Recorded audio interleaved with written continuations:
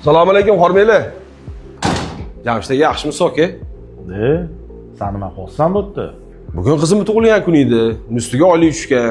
Shunga oilamni olib keldim nishonlagani. Qorovullar ham shunaqa joyda o'tirar ekanmi? Hozir xo'jayin keladigan payt bo'lib qoldi. Men bu pulni olganda oylikni olib boshqa joyda borib o'tirgan. Hop, uzr aka, bezovta qilib qo'yinman. Assalomu alaykum, xo'jayin. Va alaykum assalom. Farruh, yaxshimisan? Rahmat, o'zingiz yaxshimisiz? Rahmat. Yaxshi o'tiringlar. Rahmat.